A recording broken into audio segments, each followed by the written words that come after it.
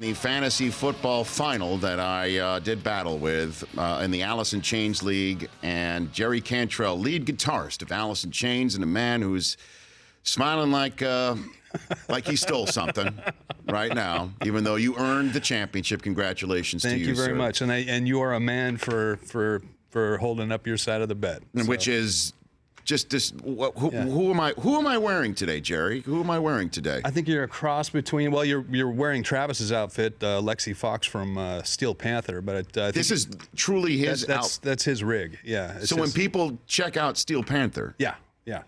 That's who I am right now. He wears it a little better, but he's been doing it for years, But but can he host a 3-hour radio and television simulcast? I don't know if he Jerry? can do that. I don't know if he can do that. So, right. Yeah, you get points for that. Okay. Yeah, for sure. And so, what of yours am I wearing right now? Some of the rings, the bracelets. The bracelets. The bracelets are mine. The rest of it's all him. And then you some gave of the me necklaces. you dangling from my belt. Oh yeah, all rock guys have to have a Rolodex of backstage passes. So. And so you've given me one from your Metallica. I give you some good ones, dude. Muse. Yeah. Hold on a minute. Pearl Jam. Got a Pearl Jam. Wow. Here we go. Guns N' Roses All Access. That's right. Now, how much access for All Access? All Access. We did a bunch of shows with them this year. It was great. Okay. Or last year, anyway. And then what do we got here? I think that's Mastodon. Yep, Mastodon. Yep. There you go. And Red Hot Chili Peppers. Red Hot Chili Peppers. Yeah. I know who Mastodon is. If that was that laugh, just couldn't see some of the fonts a little bit funky on some of these passes. The last thing I didn't give you, though, and the reason I'm wearing sunglasses, though, is rock guys, when they do interviews, wear sunglasses. Maybe you stayed up late, maybe you didn't go to sleep at all. But I think you might. Well, my 5-year-old did wake me up twice last night. There you go. Okay, here we go. So these are aviators. You've got me silver aviators. Oh yeah, now. Come on, put those things on. That'll top it off. So there's some music that should come with the finish here. Mike Del Tufo, what do you got for me right here? Here we go. He's like, hold on. I'm getting the. Do you get that from your sound guy? Hold on a minute. Yeah, come on, killer. Yes. That's it, man. That's it. You're so happy. When was the last time you enjoyed something as much as you're enjoying this right now, Jerry? I have to think back. This is pretty good. Hey, Rich, Emmy submissions are due next week. Oh yeah, this will be great. We might have a new cut for the reel here. Oh yeah, this is after this will definitely outdo Costas calling the Usain Bolt moment in the Olympics. Van Pelt's not doing this. Ernie's not doing this. You know what I'm saying? This is what ending their career on taking their career to the next level. No, I'm a man of my word. You're great, dude. I'm a man of my word. Yeah, I appreciate it. So many people filled up my Twitter timeline saying, "Please win. I want to hear Jerry Cantrell sing." Every single one of my friends wanted me to sing that. Did they really? Did they really? And I listened to it, and I kind of got the basic parts of it down, so I was prepared to do it myself. Now, was that when I was leading in the first blush? I was just Sunday morning games of Week 16 when I get texts from Jerry Cantrell. Oh, I never win my league. Well, I never do, and I always get really close. So, as history would have it, it probably would lean toward me not getting it because I think I've lost a couple of Super Bowls. I've been in the playoffs. It's been 8 years, so it's my first championship in 8 years. Now, would it be okay if I got makeup on my farmer's tan on the tops of my arms? Oh yeah. Do rockers do that? Yeah, you could do that a little bit. Yeah. What would have been great is if we could have got some press-on tattoos. That's what you really needed. Do we have any of those? We still have 2 hours and there's a lot of time left in the show, 34 minutes, Jerry. Jerry. Those little press-on tattoos. Tatted up. That would be great. Maybe like a microphone, like my own tats. Sure, that'd be great. Tats that are meaningful to me. Can we get some Yiddish written on logo you, up Rich, or there, something? It's my logo, the running man. Yeah, your logo. All right, Jerry. I'm glad you're enjoying this. You wear it well, my friend. This is authentic. This is authentic. You wear it well, my Now you're friend. wearing a throwback Largent right now. I am. I got this at the game last week. So you were there. You were one of the 12s up there. Yeah. Did you get nervous? I mean, Got to be third quarter and the fourth quarter. The first couple of drives where we kind of petered out, I'm like, oh God, here we go again. You know what I mean? Like the slow starting Seattle game. But I think I think Stafford's finger really showed up there. I think he was wearing a glove and a stiffer. They put a stiffer brace on his finger, and he was missing everything. Easy passes. So right. I think that affected him a lot. Well, I mean, your team. Everybody thinks no Earl Thomas, no Tyler Lockett, no chance in Atlanta. Hey man, it's like it's like the next man up philosophy. Every team says it, but I think the Seahawks do it really well. And with Rawls showing up the way they did, and the way that the offensive line blocked the run, they can't pass protect to save their life, but save Russell's life. But that's the life that they're saving. But it seems like they got it together, And I'm not sure. Did the word come out if Procise? Procise. Now I was about to say to you, if Procise comes back and is the Procise we saw, C.J. Procise, the rookie from Notre Dame, if he's the Procise that we saw before he got hurt, and Rawls is the supercuts, that's his nickname. That's what they call him. I like it. That's what Doug Baldwin said when he was on the show about 6 weeks ago. And he's doing his thing.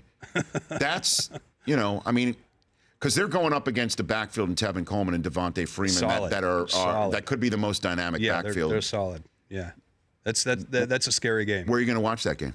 Home? With the jackalope on the wall? I was thinking about. What are you going to do? I was thinking about making the trip, but I think I'm probably going to go over to Duff's house and watch it over there. McKagan? Yeah, McKagan invited me over, so I'll probably go watch it with my homie there. Tell me what's that like watching? With Duff? Yeah, with Duff. Oh, it's great, man. I mean, he's he was supposed to go to the game with me. We always go to playoffs and Super Bowls together. We've been doing it for years, and luckily we've had a lot of playoffs and Super Bowls to go to, right? But he wasn't able to make this trip, so. It's always good, he comes to my house sometimes. I go to his house, we hang out and watch the game. So if Duff is tuned in right now, would he say, "What's Jerry doing on TV with Axel"? Is that what he's saying? More Steven Adler, I think. Yeah, I think it would be more like D. Snyder. Yeah. Well, the phone lines are lit.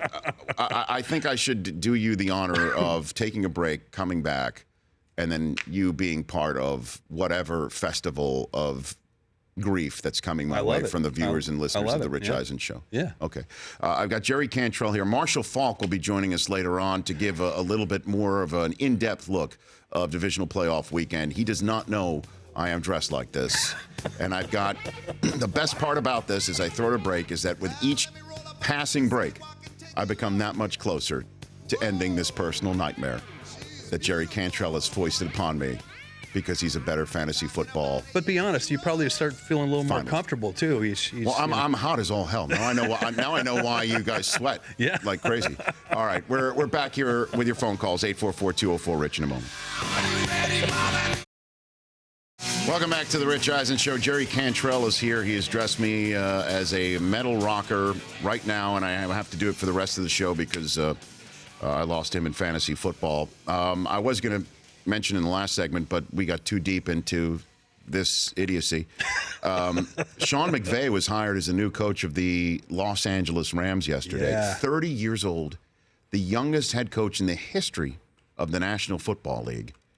And the question is, and I'm going to ask Marshall Faulk this as well, is what happens when there's a veteran, 12, 13 years in this league, and a 30-year-old is telling a 35, 34, 36-year-old grown man what to do? Yeah, I don't know, man. It's I don't think that's a real strong move, especially with what they're trying to do to reestablish. I mean, well, they brought in Wade Phillips to coordinate the defense in a way. Okay, well, you can't go wrong there. But and I'm not going to fault the guy because I don't know the guy, So I mean, I would hope that he would do well, but. I think making that move, and didn't San Diego just hire They hired Anthony Lynn, who's never been a head coach before. That's what with the exception of so you got two teams coming to the town, right? You're transplanting two, and you got two kind of unproven guys. I don't know if that really sits well. I think you would have done better with maybe something that's a little bit more established and experience and a name, Well, at least until you get the stadium built. Right, and we're 2 years until then. And look, I'm not an ageist. A 30-year-old guy could just be filled with boundless energy and have a certain cult of personality that become a player's coach in a way. And all McVay has to do is make sure Goff is right. That's it. That should be his number one. Obviously, he's got a quality defense.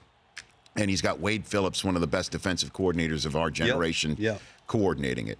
All he's got to do is do for Goff what he's been doing with Kirk Cousins and keep him matriculating up the flow chart, up the stat sheet, and up the win column. That's all he has to do. Well, if it's any indication of what that offense has been with Kirk, and he's definitely doing something right. Right, sure. and apparently he just crushed the interview and just blew everyone away. That's great. And it looks like Les Snead is staying, which I think is a quality move from the Rams, because he's the one who's been shopping for these groceries. And if Goff turns out to be the right guy, and McVay is the guy to grow Goff, then we've got ourselves a winning combination. Yeah. For the Rams. I wish him the best, man. It's a tall order. You worried about losing another DC? Because Chris Richards has been interviewing. You guys already lost Gus Bradley. You lose Dan Quinn.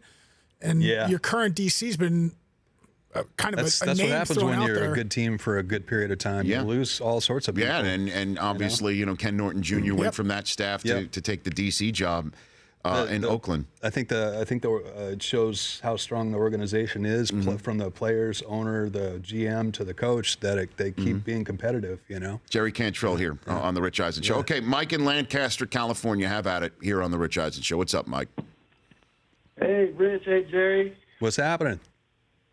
Man, I'm actually honored to talk to you. I've always loved the way I'm talking to Jerry specifically. I understand that. I understand that. I didn't realize you would be so down to earth when I listened to you come onto the show. I think that you're one of the best guests, to be honest with you. Oh, thanks, dude. It's rich to have you on more often. Mike, may I bust into the man love between you and Jerry? Please, Mike? Rich, please. No, not a problem. I think Jerry's one of our best guests, too, except for today. You know what?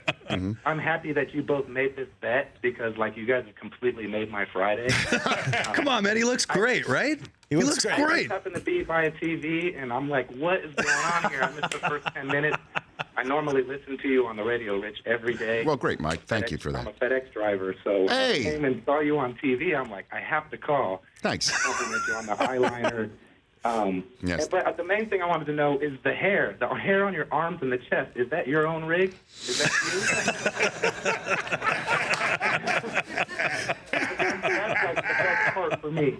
You know what I mean? But I've been on your show before. I get excited when I get online with you guys, but I really want you to know, you're a huge part of my wife and my life. She's here now, and we watch you every morning. I listen to you on the radio, and she listens to you before she goes to work in the morning. What's her name? And her name is Gina. So Mike, answering Gina's question that clearly she wanted to know, the answer is yes.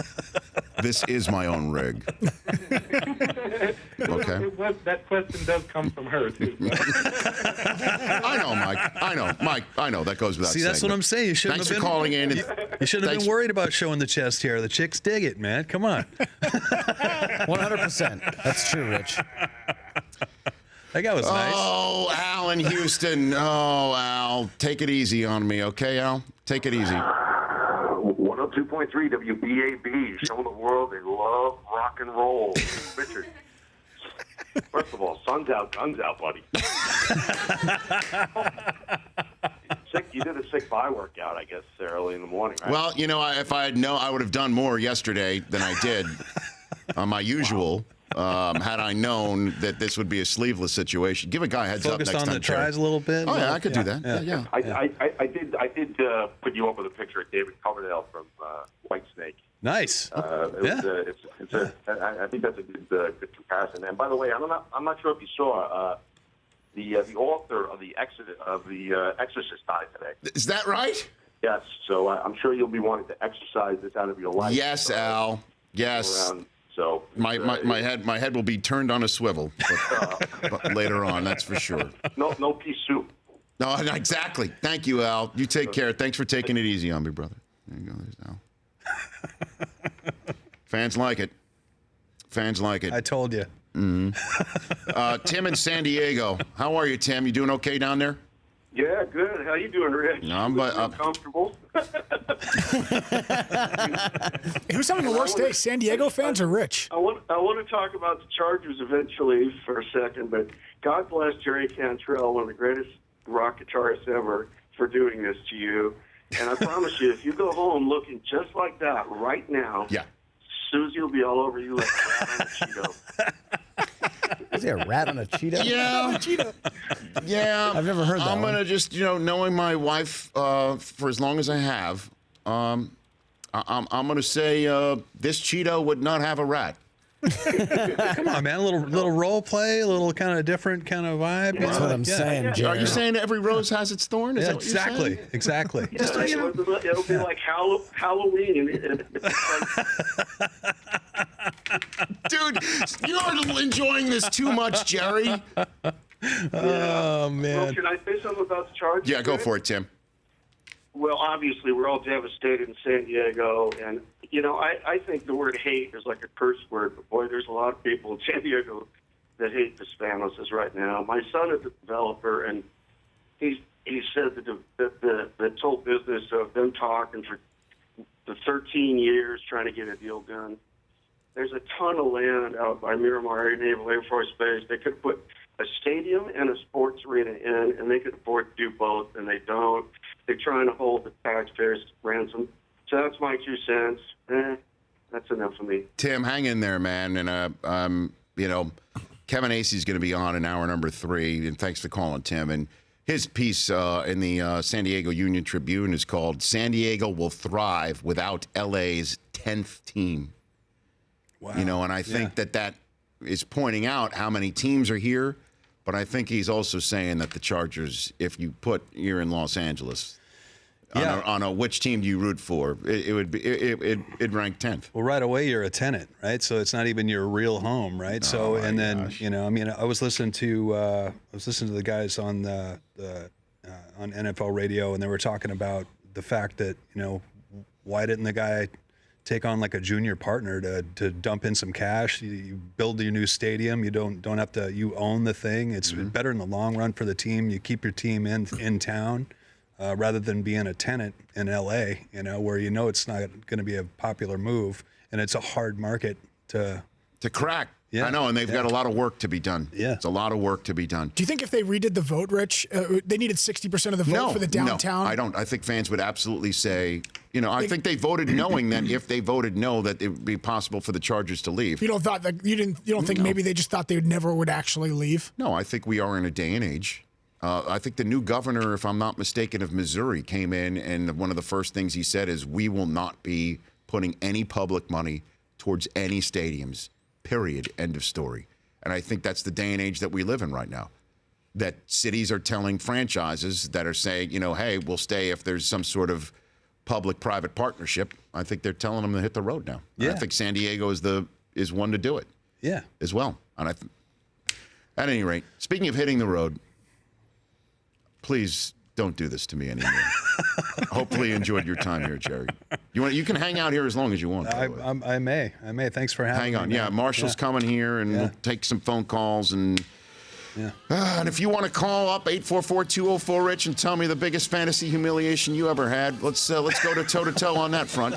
We'll have that conversation. 844-204-RICH is the number to dial. The Rich Eisen Show, weekdays at noon Eastern on Audience.